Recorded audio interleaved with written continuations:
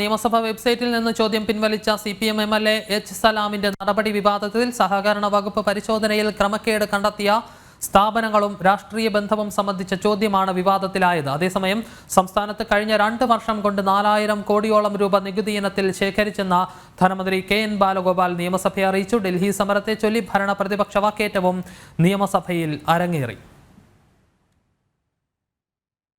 സഹകരണ വകുപ്പ് പരിശോധനയിൽ ക്രമക്കേട് കണ്ടെത്തിയ സംഘങ്ങളും സ്ഥാപനങ്ങളും രാഷ്ട്രീയ ബന്ധവും സംബന്ധിച്ചായിരുന്നു സലാമിന്റെ ചോദ്യം. ഭരണകക്ഷി MLA ചോദ്യം പിൻവലിച്ചത് പാർട്ടിക്ക് തന്നെ തിരിച്ചടിയാകുമെന്നാണ് ആക്ഷേപം. നൽകാനുള്ള തുക നൽകാതെ കേന്ദ്രം സാമ്പത്തികമായി ഞെരുക്കുകയാണെന്ന് ചോദ്യോത്തരവേളയിൽ ധനമന്ത്രി നിയമസഭയെ അറിയിച്ചു. നികുതി വെട്ടിക്കുറച്ചെങ്കിലും സംസ്ഥാനം ഈ സാമ്പത്തിക വർഷം 1590 കോടി രൂപ നികുതിയായി ശേഖരിച്ചെന്നും KN ബാലഗോപാൽ സഭയിൽ പറഞ്ഞു. പലതവണ നേരത്തെയും പറഞ്ഞതാണ്, ഏകപക്ഷീയമായിട്ട് നികുതിയുടെ റേറ്റുകൾ പലതിനും കുറച്ചു. ഇതൊക്കെ വന്നിട്ട് എല്ലാം സംസ്ഥാനങ്ങളെ ബാധിച്ചത്. നേരത്തെ 16% വരെ നികുതി ഉണ്ടായിരുന്നത് 11% ചുരുക്കിയതിൻ്റെ ഗുണം കസ്റ്റമർക്ക് കിട്ടിയിട്ടില്ല, അത് വലിയ കമ്പനികൾക്കാണ് കിട്ടിയെന്നുള്ളത് ശാസ്ത്രീയമായ പഠനങ്ങൾ വന്നിട്ടുണ്ട്. അപ്പോൾ ഇതൊക്കെ കൊണ്ട് എല്ലാ സംസ്ഥാനങ്ങളെയും ഈ നികുതിയുടെ കുറവ് ബാധിച്ചിട്ടുണ്ട്. അപ്പോൾ ഇത്രയും കാര്യങ്ങൾ കുറച്ചിട്ടും നമ്മൾ വലിയ തോതിൽ 124,000 കോടിയാണ് 2 വർഷം കൊണ്ട് നികുതി വർദ്ധിപ്പിച്ചത്. സാർ, അക്കാര്യം നമ്മൾ ചെയ്തിട്ടുണ്ട്. അതുകൊണ്ടാണ് നമുക്ക് പിടിച്ചു നിൽക്കാൻ പറ്റുന്നത്, നമ്മുടെ ചെലവുകൾ ചുരുക്കാതെ കുറയ്ക്കാതെ മുന്നോട്ട് പോകാൻ പറ്റുന്നത്.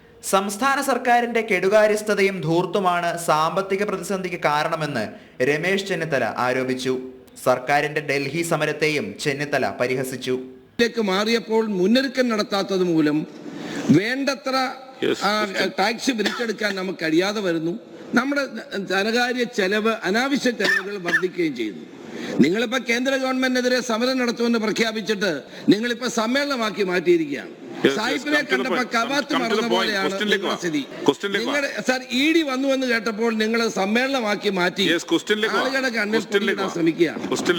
സാർ, ധനകാര്യ മാനേജ്മെന്റിൽ ഉണ്ടായിട്ടുള്ള പിഴവും അനാവശ്യ ധൂർത്തും കേരളത്തെ വൻതോതിലുള്ള കടക്കിണിയിലേക്ക് ആക്കി എന്നുള്ള ഞങ്ങളുടെ പ്രധാനപ്പെട്ട ആരോപണം അങ്ങേക്ക് നിഷേധിക്കാൻ കഴിയുമോ?